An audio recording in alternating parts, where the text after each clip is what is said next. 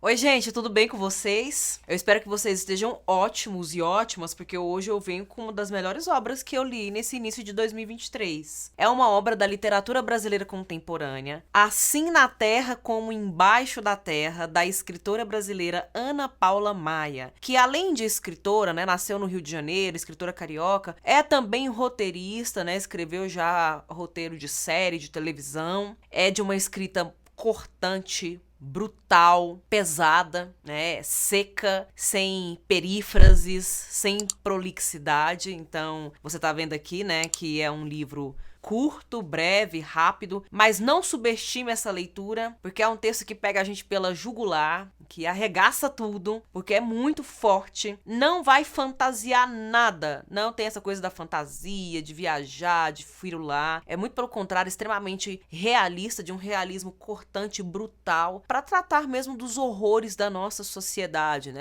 é um tipo de texto que você percebe claramente que se passa no Brasil, traz muito, evidencia muito no discurso as estruturas que formam o Brasil. Assim na Terra como Embaixo da Terra foi publicado em 2017, e antes de falar de alguns pontos da obra que me chamam a atenção, que eu gostaria de levantar aqui e de certo modo, usar como propaganda para a leitura dessa obra, eu vou fazer a leitura da resenha, do resumo da editora Record. Com uma linguagem direta e sem rodeios, Assim na Terra como Embaixo da Terra prende a atenção do leitor logo nas primeiras páginas. Este eletrizante e premiado romance de Ana Paula Maia narra o cotidiano de uma colônia penal isolada em vias de desativação. Nós já temos aqui, então, uma possibilidade de pensar intertextualidade com um famoso texto do Franz Kafka, escritor importante do século XX, intitulado Na Colônia Penal. Em que, nessa estrutura, porque dentro da colônia penal, dentro do presídio, dentro do lugar onde estão presidiários criminosos, é como se o modus operandi social fosse outro, mais brutal, mais violento, mais hostil, mais agressivo. Então é muito difícil pensar no indivíduo saindo desse ambiente melhor, mais humanizado. E por trás dessa escrita, tanto lá do Kafka no século XX, quanto da Ana Paula Maia, aqui no século XXI, tem a crítica, uma reflexão, uma denúncia muito assertiva, muito realmente incisiva desse sistema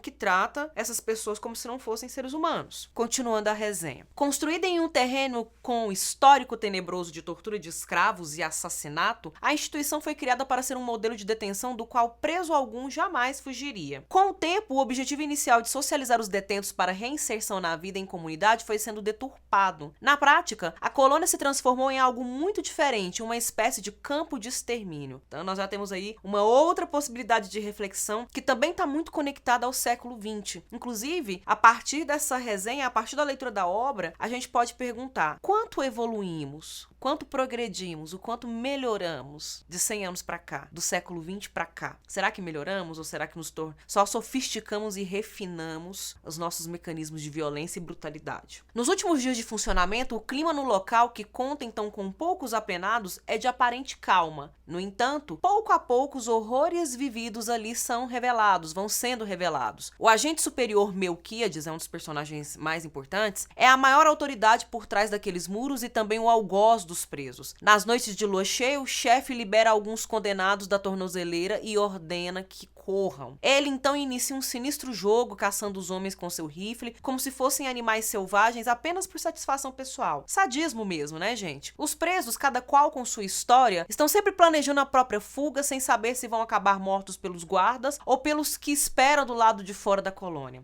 Então a gente tem o Melquíades aí como uma figura do grande carrasco, uma figura extremamente ameaçadora, e ele de fato cumpre o que ele promete, ele cumpre o que ele diz, ele não tem pena de ninguém. É um sujeito que, assim, inclusive largou mão da própria vida, da própria individualidade para alimentar a sua sede por sangue ali naquelas figuras. Mas, por outro lado, a gente tem outra figura que é o protagonista, e que tá longe de ser flor que se cheire, mas é a figura por quem, de certo modo, a gente torce, que é o Bronco Gil. Ele é indígena, ele tem uma história de vida muito sofrida, ele carrega na sua própria história marcas da colonização, embora ele esteja no século XXI, mas a vida dele, em alguma medida, né, de forma microcósmica, mimetiza, remete à grande história do Brasil, da colonização, porque ele é fruto de uma violência sexual. A mãe dele, indígena, foi estuprada por um homem branco. Então ele é fruto dessa violência e ele carrega em si marcas da violência na sua formação. Mas o que é interessante aqui no texto? Embora ele seja o protagonista e o cara por quem a gente torce, a narrativa da Ana Paula Maia está longe de ser maniqueísta, né? Não tem essa coisa do bonzinho, do malvadão, né? Do heróizinho, do vilão perverso, né? Então, Melquíades é capaz das piores coisas para fazer o que ele quer, para alimentar seu sadismo, e Bronco Gil também. Bronco Gil é o herói, só que ele é um anti-herói, é um herói às avessas. E ele também é capaz de tudo para ele alcançar o que ele quer, para sobreviver, para garantir a sua vida, a sua existência. Então, nós estamos diante de algo realmente que corresponde àquele realismo que eu mencionei. Finalizando a resenha. Fruto da sensibilidade e do talento de Ana Paula Maia, assim na Terra como embaixo da Terra, surge um momento de discussão sobre a situação do sistema penitenciário e carcerário no Brasil, que a gente sabe que é um caos, com a ascensão de um discurso extremista e violento oposto às políticas de defesa dos direitos humanos. Então, em alguma medida também, o que eu poderia dizer para vocês? Que ela coloca o dedo nessas feridas do Brasil, né? Que esses discursos muito radicais, muito extremistas, que violam todos os direitos humanos, eles estão crescendo, mas eles devem ser controlados, eles devem ser limitados, eles devem ser simplesmente neutralizados, porque senão não vai sobrar nada. O mundo dentro dessa narrativa remete muito a uma narrativa distópica, inclusive. A gente até pensa, quando eu comecei a ler o texto e foi desenvolvendo, eu pensei, gente, será que corresponde mesmo? Está fazendo uma representação desse mundo em que a gente vive? Ou é uma sociedade um pouco mais caótica, um mundo mais sem lei, né? Uma terra mais hostil e violenta? Porque tem toda essa temperatura de uma distopia. Um livro impactante e necessário que nos leva a olhar para aqueles indivíduos a quem restam somente o trabalho que ninguém quer fazer e o desprezo da sociedade. Então é uma obra sem maniqueísmos, como eu falei, sem essa coisa paternalista, né? Ana Paula Maia não é paternalista, ela não simplesmente fala, temos que cuidar, proteger essas pessoas. Não, existe uma reflexão muito séria, muito sensata, né? A partir dessa linguagem direta, cortante, de muita ação, movimento, violência, né? É uma obra de muita ação, você não descansa, segura pela jugular e vai te puxando assim. Denuncia como a nossa sociedade virou as costas, deu de ombros para um problema que ela mesma criou e que agora simplesmente quer jogar fora, achando que isso vai resolver, mas não. Ela não usa, né, dessa maneira clichê, mas a reflexão é de que violência só gera mais violência. Então, num mundo onde todos estão se devorando uns aos outros, não vai sobrar nada, só vai sobrar sangue. E o cenário realmente é muito brutal. Mas como eu disse, sem esse discurso do bonzinho, sem essa voz muito melosa, muito melancólica, mas muito realista, muito consciente de que a sociedade tem estruturas que estão capenga, que elas estão mancas e frouxas e que é preciso repensar, porque ela vai implodir, ela vai destruir a si mesma, porque simplesmente apagar essas pessoas, destruí-las, não vai resolver os nossos problemas. Os nossos problemas têm raízes mais profundas e isso precisa ser cuidado, como a gente faz com a planta, né? Precisa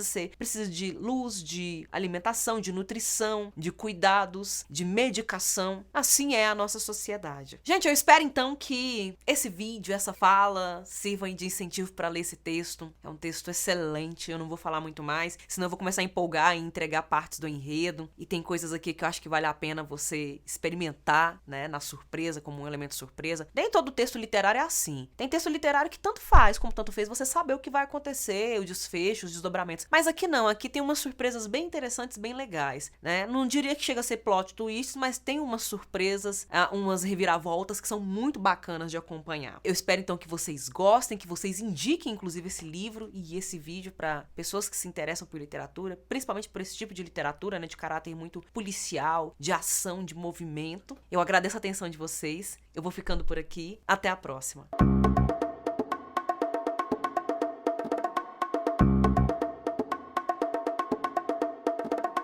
Thank you.